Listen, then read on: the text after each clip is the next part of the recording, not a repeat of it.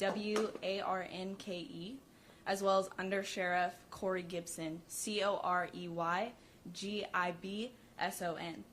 Behind me is Outwater Police Chief Salvador, as well as California Highway Patrol Sergeant Laura. Sheriff. Thank you and good morning. First and foremost, with the folks from the media, you're going to see family here.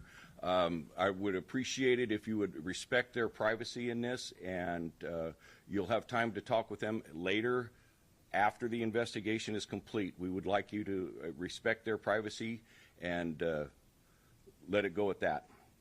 On October 3rd at approximately 11:39 a.m., the California Highway Patrol and CAL FIRE were dispatched to Buhack Road and Oakdale Road in Winton for a report of a vehicle fire.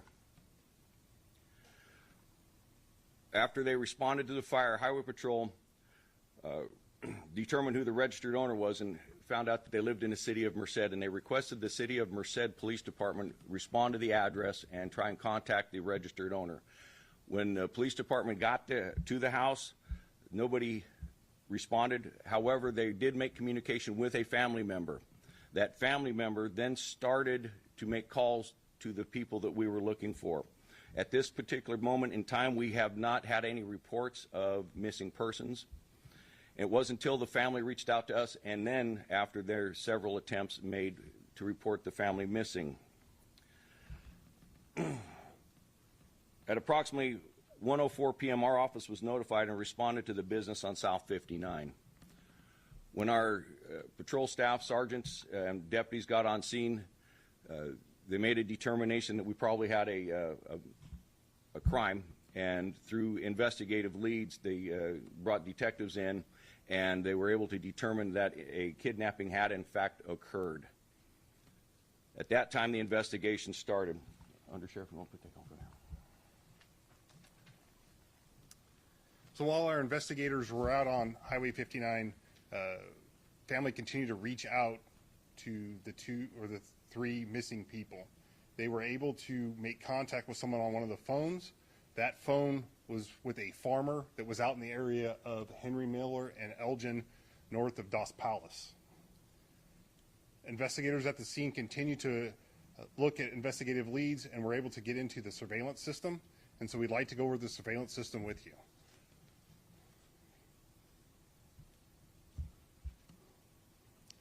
So at 8:30 a.m., we could see Jasdeep arrive in a brown minivan.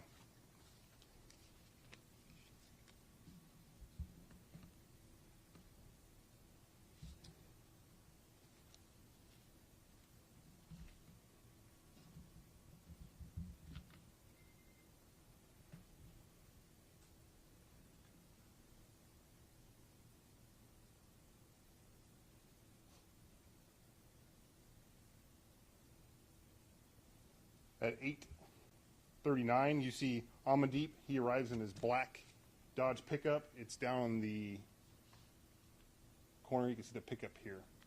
These cameras are motion sensitive, and they go off every 30 seconds once they detect motion, so that some of the video is choppy.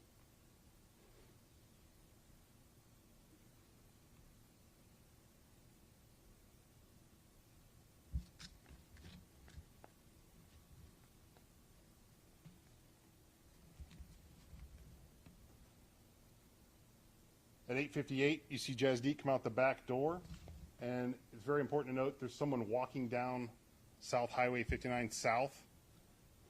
We're not sure if the dog alerted him, if there was some type of motion sensor or some type of app on his phone, that's why he came out and looked.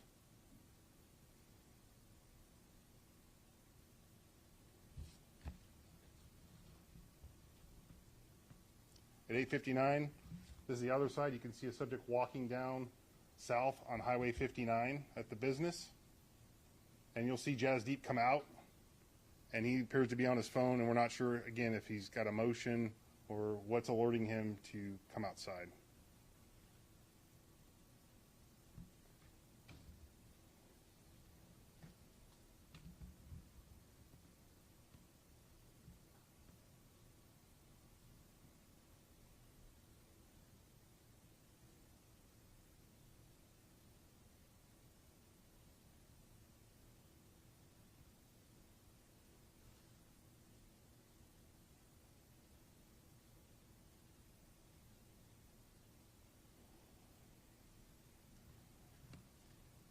Jasdeep goes over and makes contact with our suspect, and then you'll see them walking back over towards the building. He's got this trash bag in his hand. As Jeep walks up to the building, we'll pause it and get a photo of our suspect.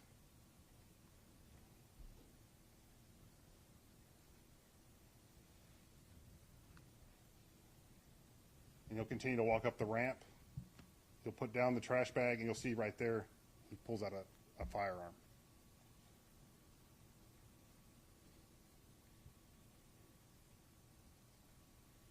He then enters the business.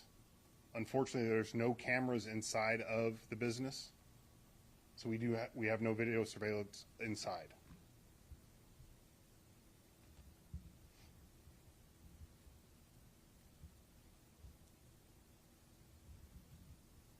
At 9/11, the back door opens. You'll see the suspect come out, and you'll see the firearm.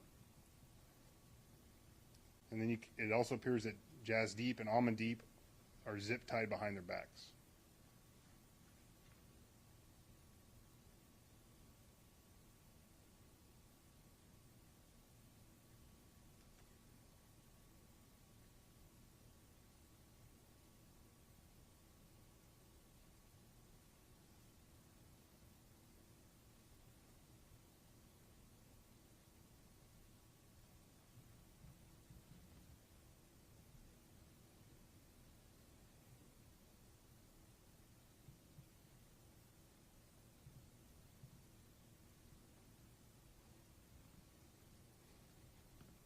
Jasdeep and Amandeep are put in the back seat of the pickup truck.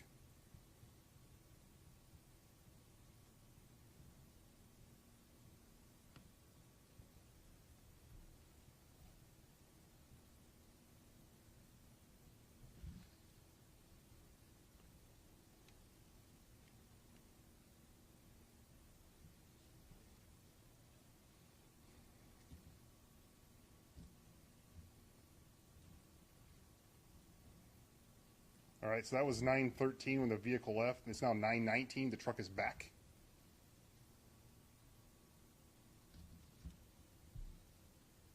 Same suspect gets out of the vehicle, goes back inside the business.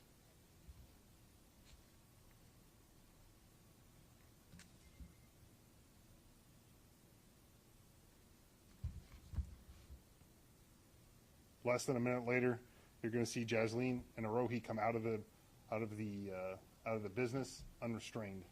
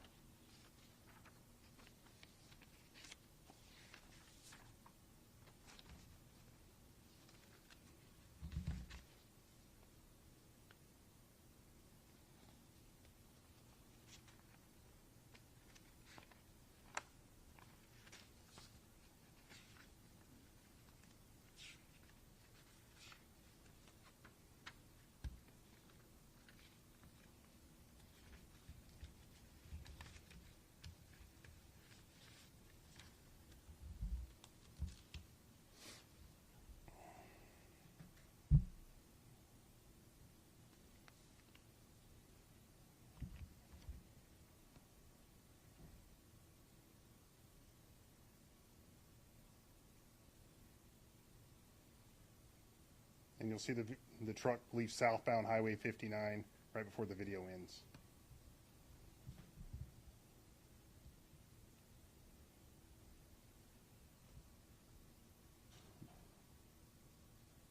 From this point on, we no longer see any of the 4 victims on video at the location, or the suspect vehicle, or the suspect.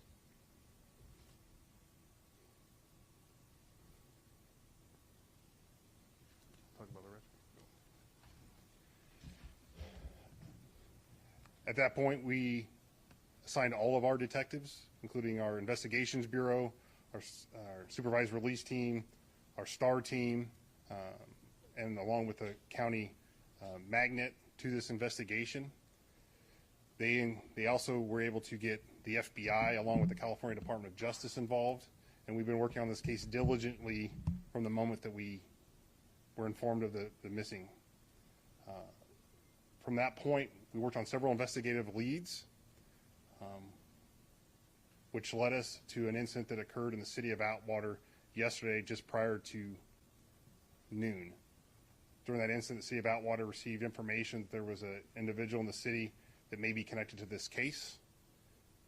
Prior to the law enforcement arriving on scene, that subject, Jesus Soldado, made an attempt on his life and was taken by ambulance to the hospital for medical treatment.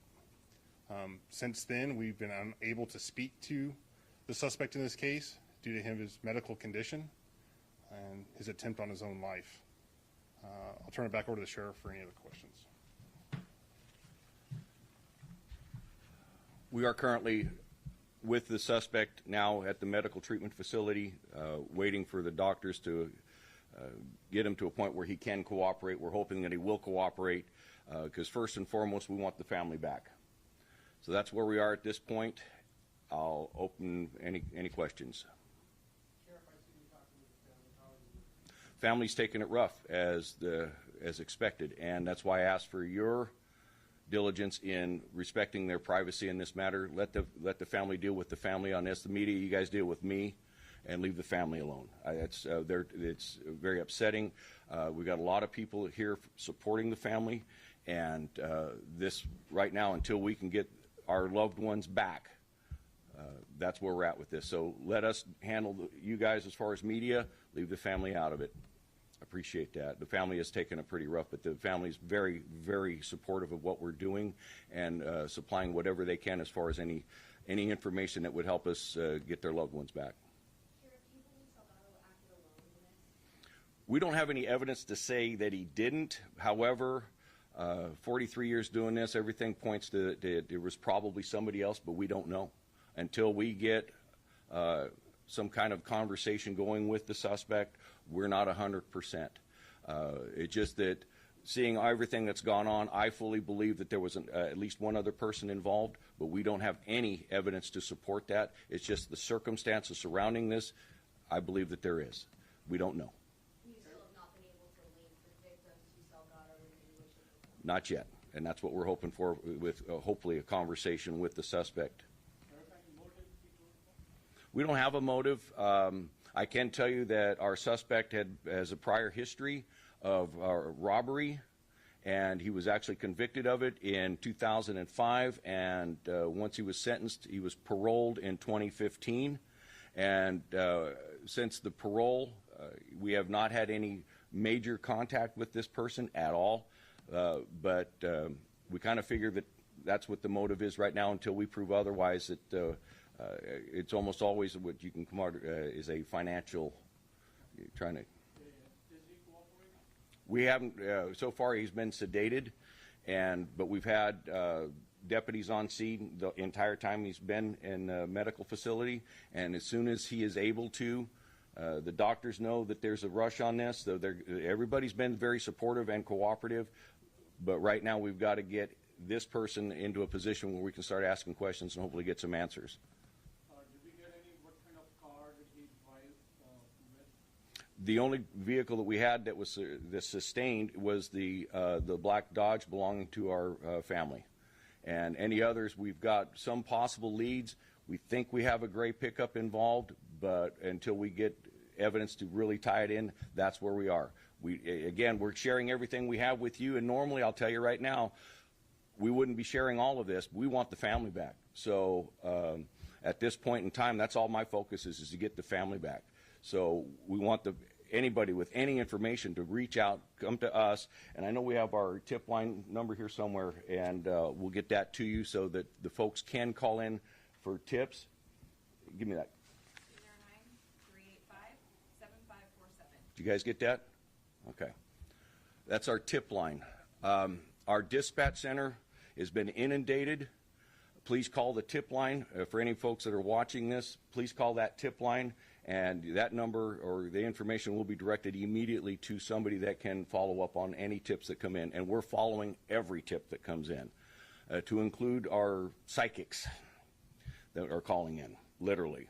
So we're not leaving any stone unturned, any blade of grass. Everything we have is out there. Our air unit's been out constantly on this. The city of Atwater has one of their officers as one of our pilots, and been very diligent in getting that support in.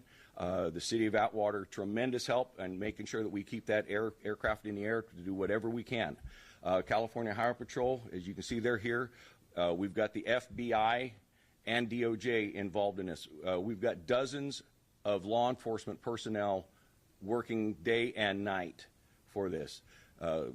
We keep going until it's concluded, and that's just how it goes. I mean, literally, there's not 5 o'clock we go home. It's not that way with us. They continue on until they run out of leads.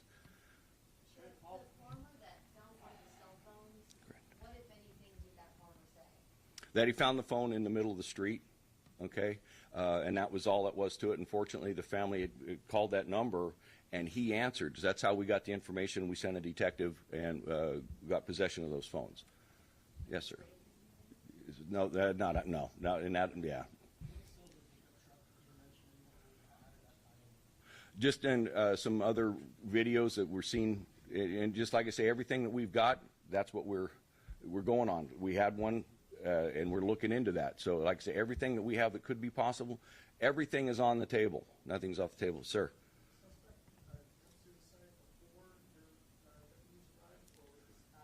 No, he attempted suicide prior to any law enforcement contact.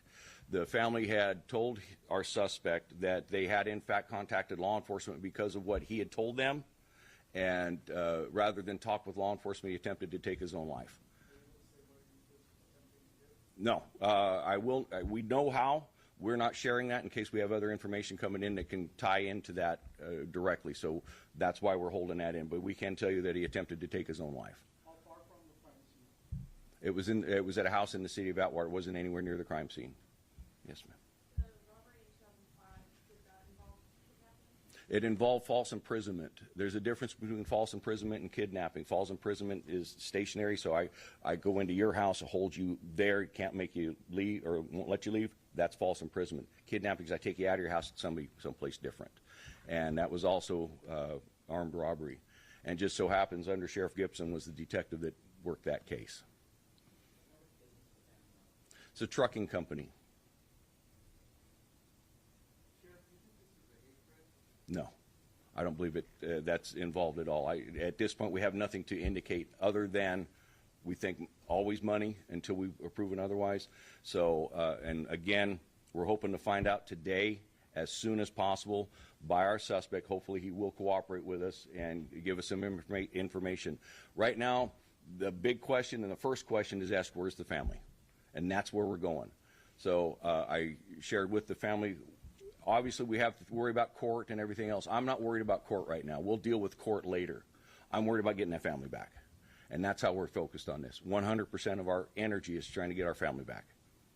Any businesses nearby who have CCTV over there? We've checked every business, every residence that we've been able to. We've had a couple where the truck was burned. We're trying to get that. It's really grainy stuff. We're talking about out in the rural, very rural areas.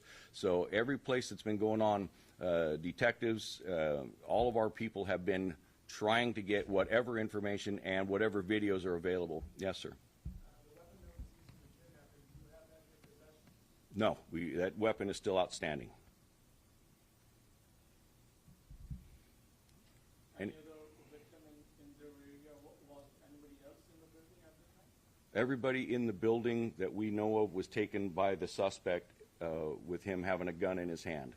So the threat of the gun in his hand, we're hoping that because the family cooperated with the suspect, that it will get good results here. That's what we're hoping for at all the times. That's why we're working so hard to make sure that this comes to that conclusion.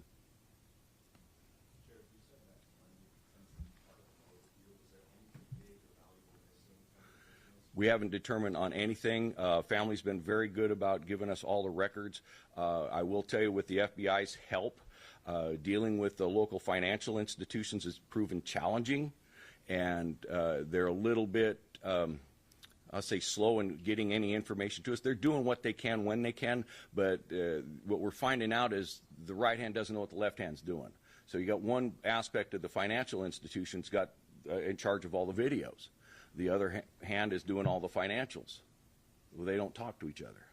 And we've got to have both of those communicate. So we're working on getting that part done. So again, we can only move so fast as other people, but we're on the ground getting after it. Until we get it, otherwise, to me, almost all crimes are committed based upon, you know, the financial aspect, until we find something different. So we're going at it, eyes open. You know, everything's on the table, but that's the only thing we can figure out because of this guy's history. Is that was his motivation back then, so I'm figuring it's probably the same now.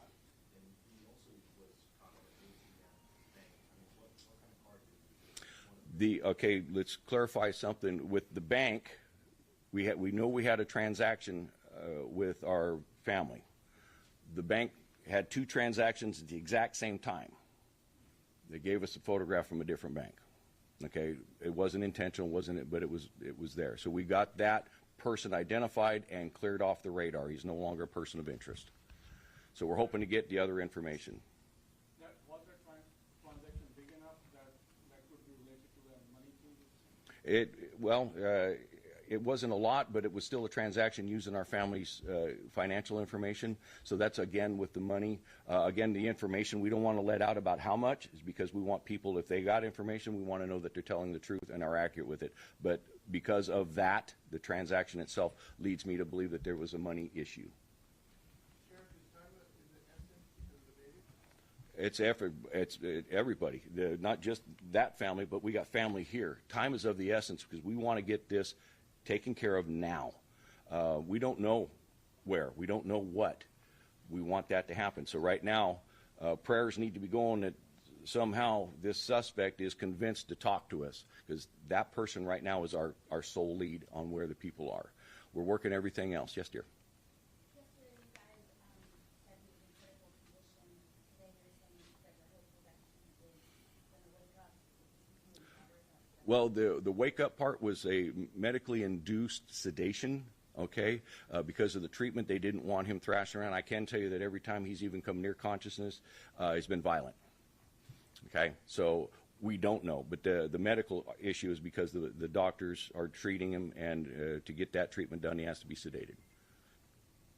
So, anything else go? Yes, sir. Talk to his prior accomplices of the suspect. They didn't have any accomplices in that first one. He acted by himself.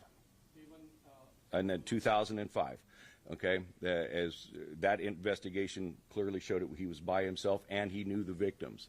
So we don't know what the suspect is at this point. Again, waiting on some possible cooperation from him to us. so far, any eyewitnesses came forward? Nothing. Nothing. We just have him picked up on that surveillance walking southbound on Highway 59 near the business. That's the only one that we got that shows him walking. We don't have any video to show that he was dropped off. We show nothing except he was walking. No, I said in the first one they did. We don't know what this guy does or doesn't know. We haven't been able to talk to him. So far, my speculation is financial. Until we prove otherwise, until that, and again, we don't believe there's a hate crime involved. We just think that this guy, because of his history, he's a robber, he's a thief, needs to be in prison, okay? So that's where he needs to be. Hopefully we'll get him to communicate with us so we can get this family. No.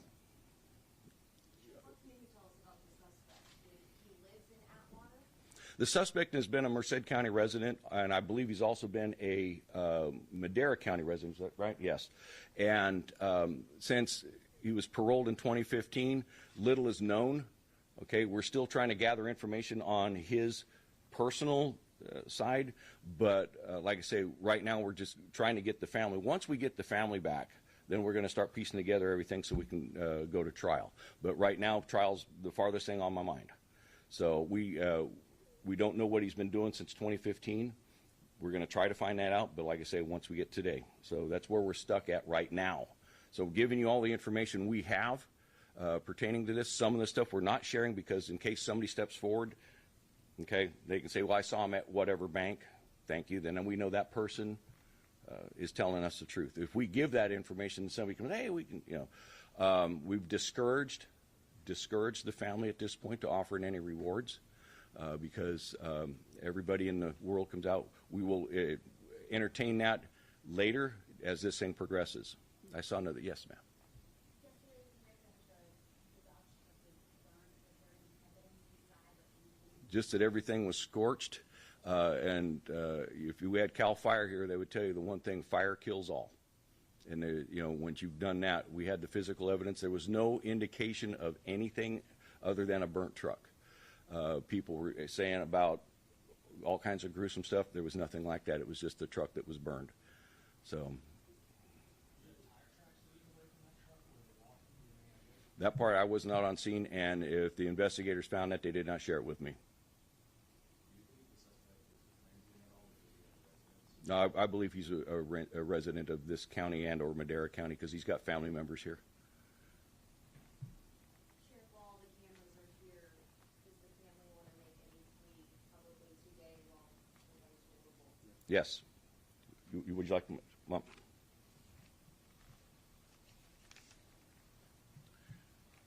Give him your name and your relationship with the family. My name is Sukhdeep. I'm a brother of a missing family. I'm talking for my whole family. I just want to tell all the people who are watching me right now through all this media. Every store, gas station, everybody who ever have the cameras, please check the camera. If you guys have any helpful tip or video, please provide it to the sheriff department or law enforcement department. They're trying their best what they can do, but we need a public help right now. So I want to say strongly again to everybody who ever watching me, please help us out, come forward, so my family come home safe. Thank you.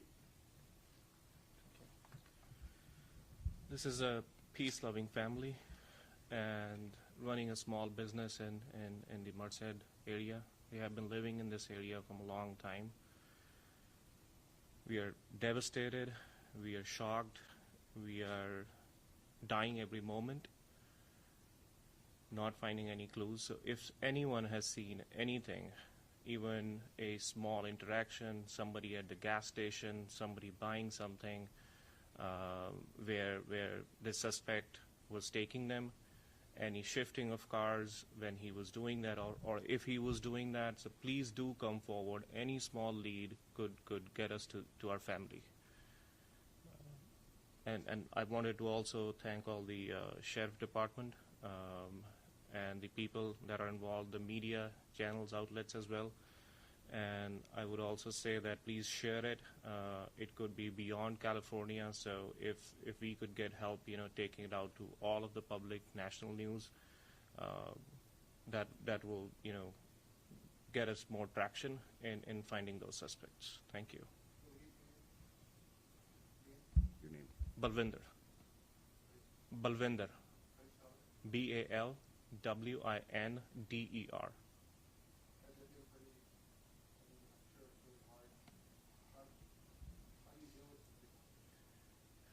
It's something that nobody is prepared for dealing with, right? So we are just hoping and praying every moment. We put a lot of faith in our police department that they will be able to find our family. But all of us are trying to look for ways that we can deal with this, or we can help out in any ways. If we could, start, handing out pamphlets or things like that at gas stations, at convenience stores. Like somebody might have seen something. We want to reach out to the public and request them to come forward.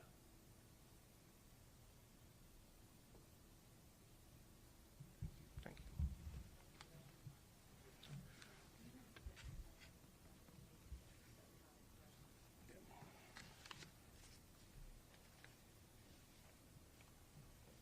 I'd like you to spell your name for him.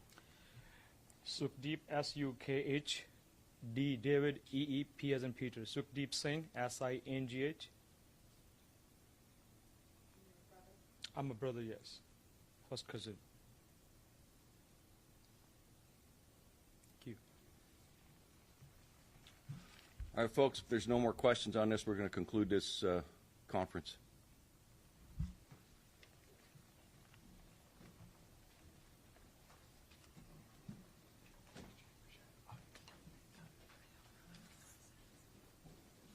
Might tell me it's Spanish speaking.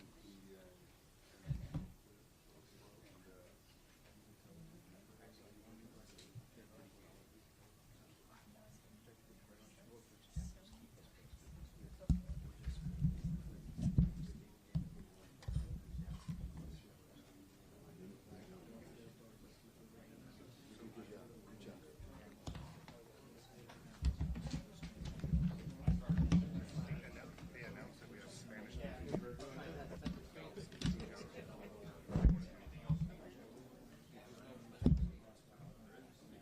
We also have a translator for Spanish and Punjabi as well. Speak into the microphone. Can you guys hear me? Okay. We also have a translator for Punjabi and Spanish as well.